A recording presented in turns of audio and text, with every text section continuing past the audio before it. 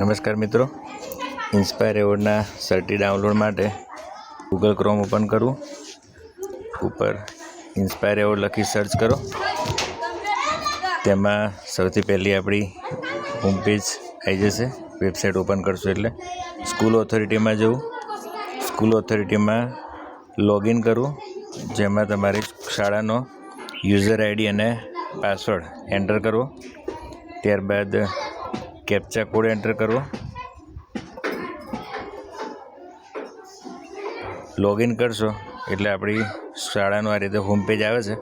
એમાં ત્રીજા નંબરનો ઓપ્શન છે વ્યૂ એવોર્ડ્સ, એની ઉપર ક્લિક કરું. ગ્રીન કલરનો આઇકન છે.